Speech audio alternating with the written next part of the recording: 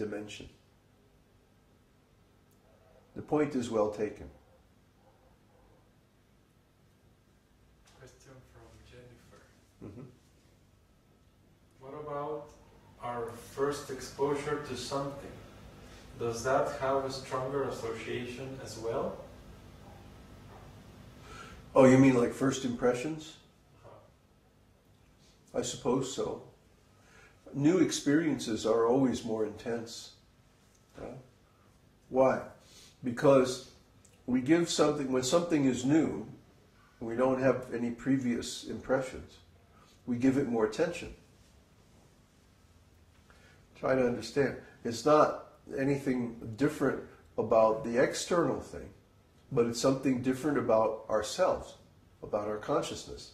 Consciousness is the fundamental ground of every experience.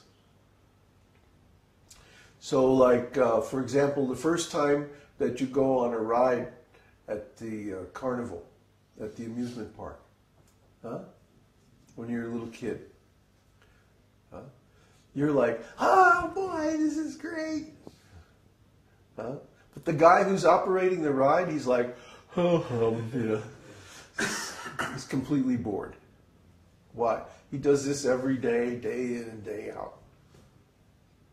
So he's completely bored, but you're like going wild because it's the first time you've ever been on a ride.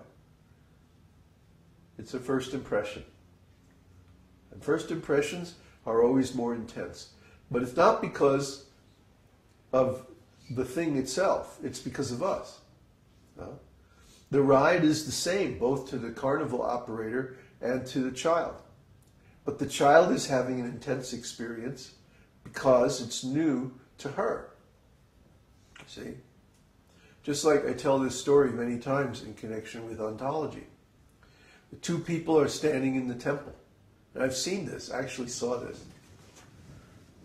Two people are standing in the temple, a couple, and they're both looking at the deity. And one of them is like having this intense religious experience. And the other one is like checking his watch. Oh, let's see, when am I going to get out of here? He's bored. So it's the same temple, the same deity, the same place and time. But these two people are having completely different experiences. Why? Because of their ontology. One, the lady who's having the intense experience, she's seeing Krishna in the deity. So this is wonderful.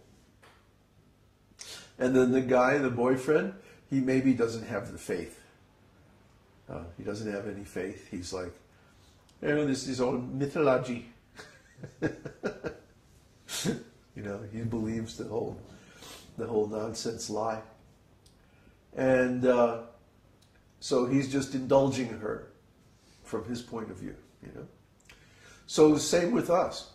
Like the first time we see Krishna, after a long time being separated, it's a huge thing. It's just like, it's the biggest thing that ever happened to us. Really, in millions and millions of years, or even millions of lifetimes. The first time. But then, after a while, being with Krishna becomes like normal. It's still wonderful and ecstatic and everything. But it's not the same as that first time that we see Krishna after such a long separation. But Krishna has his ways of keeping the experience fresh. Trust me. Anyway, does that answer your question?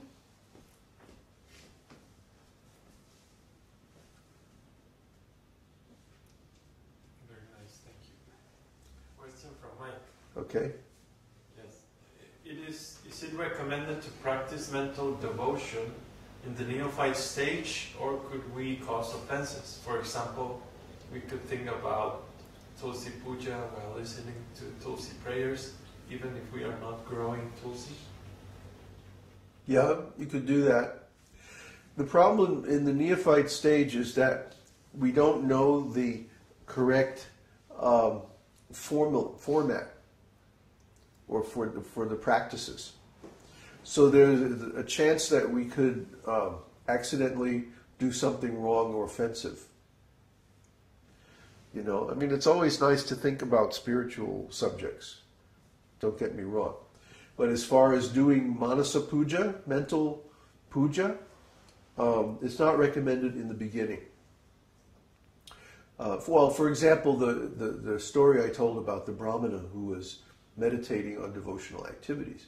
He had done all these things before. Maybe he had served in a temple.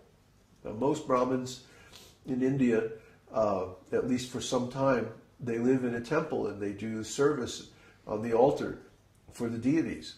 So they know about how to cook and how to arrange everything and how to do all of the rituals and, you know, how to make the offering and the mantras and the whole thing. There are hundreds and hundreds of rules that you have to know. Hundreds and hundreds of mantras and stuff that you have to do. So to be a Brahmana priest, you have to be trained at it. You have to have experience at it. So the Sanodiya Brahmana in the story was remembering how to do all these rituals. Because it doesn't state anywhere in the story that he was, you know, reading in the scripture about all the different rules and stuff. He must have already known. And how would he know that unless he had some training or some experience? So he was remembering what he had been taught by his spiritual master, and he was simply doing that in his mind. Because his circumstances were such that he couldn't do it externally.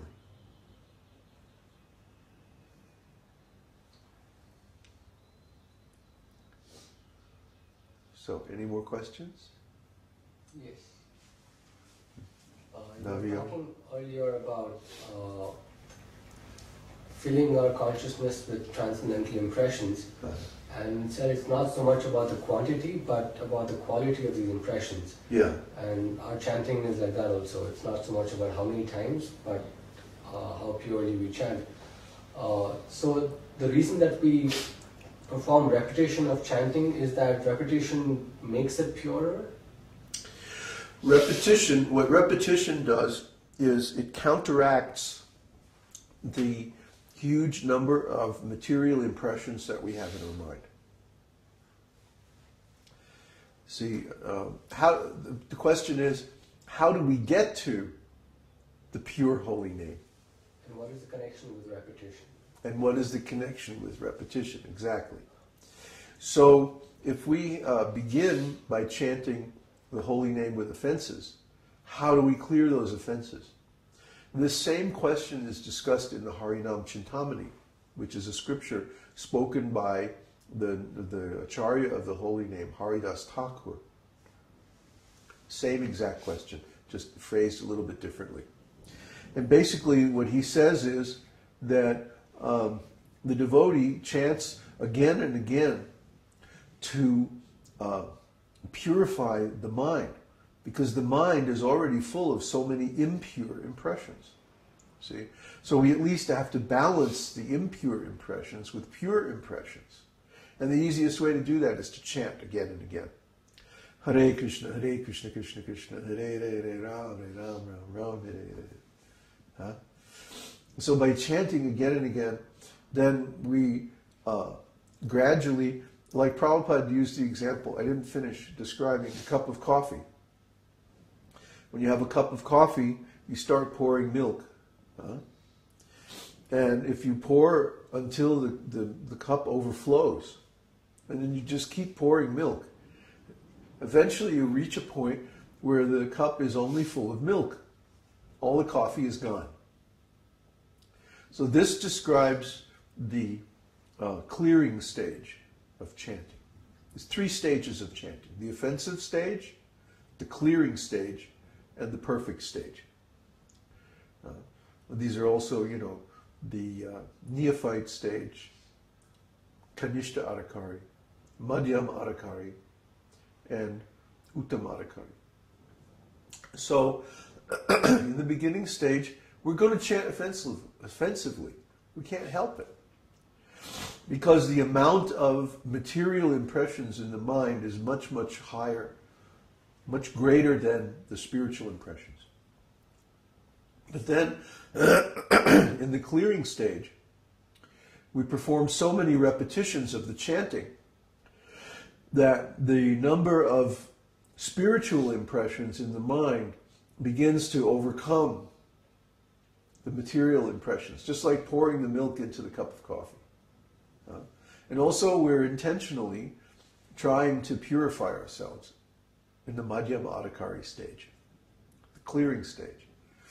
And then, when we get to the stage where all the material impressions have been cleansed, then we can chant the holy name purely. See? And it's a completely internal thing. It's not about are we pronouncing the name properly, or are we doing so many rules and regulations external